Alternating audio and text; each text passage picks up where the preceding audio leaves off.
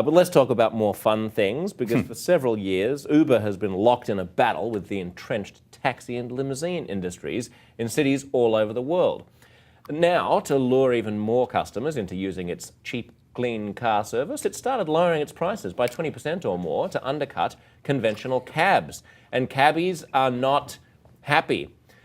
Michael, are you an Uber fanatic, an Uber user? I'm not an Uber user, but I'm never used Uber? I've never used. I tried. There's too many steps on the app. I'll give you a little sign-up registration. You guys all get it. So many people. That's the thing that terrifies me the most about Uber is how many people are trying to proselytize it. It's sort of a pyramid to get a discount. I get $30 if you sign up using my code. Relax. Yeah. I used to hate Uber.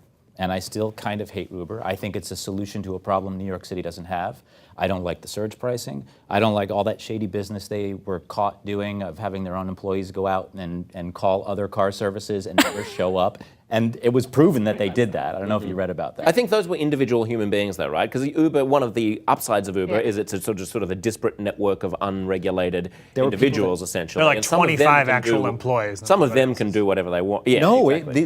this was not coordinated. This was from people that worked at Uber, and they found the evidence in their headquarters? emails that this was a strategy that they did, and they had to apologize for I thought it was a few rogue bad apples, but we can fact check. Who worked there. I mean, it's shady. Yeah. But you know what? This is like, I'm sure you'll all remember that cabs used to hate taking credit cards in New York City. It used to be a pain in the ass to get a cab to take a credit card. Yeah. So as much as I hate Uber and that I think it's sort of this LA-ification California solution to a New York problem, a New York non-problem, so I'm automatically against it. It's technology, and screw the TLC. Medallions are like $1 million. Yeah, and basically. And those awful new cabs they've given us that Bloomberg signed a green contract cabs. for. No, not the green ones, and the new Nissan ones that they're making. What makes but they're it green, terrible? right? No, well, they're not even hybrid. You mean they're colored green? Or No. I'm talking. Sorry. They're green. Yes, there are the green cabs, but then aren't there the environmentally friendly cabs? All of them are going to be hybrids or gas powered by 2015, I think.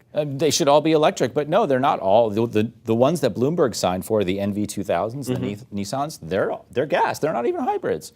And as far as the green cabs go, the Brooklyn ones, you should be able to hail one of those to go back to Brooklyn. It makes no sense. So as much as I hate Uber, this is one of those examples of the big sort of corporation not getting it, and not that. Oh, I couldn't disagree with you more. If you were able to hail a green cab, and this is a very New York-centric conversation, so my apologies to everyone else in the rest of the world, but these green cabs are specifically in order to enable people who aren't in Manhattan to get into Manhattan. If you were able to hail them in Manhattan and take them out to Manhattan, then they would just keep circling around in Manhattan waiting for a fare, which is what yellow cabs do.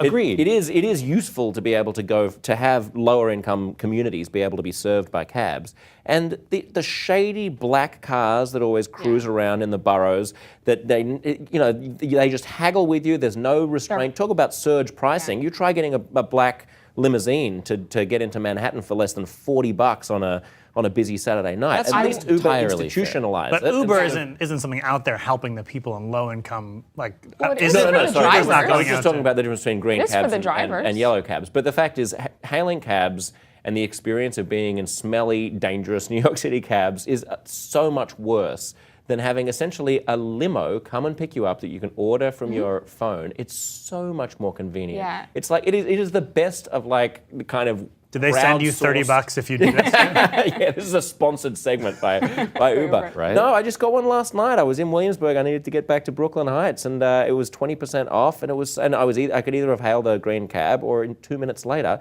there's like a black car that smells fresh with a friendly driver and bottled water for free inside. Yeah, and it's especially great. I used to live in DC, and the cab situation there is just horrible. Like you can't ever find a cab. It's good for those cities. I Yeah, think. yeah, and so I think about Uber more from a DC perspective, and like the DC cab unions have like They went on strike. They were blocking traffic. Like, they're really feeling very threatened by Uber, and they should. Like, they Yeah. should get on their toes and like start with the customer service. I mean, when you get into a cab in DC, they don't take a credit card.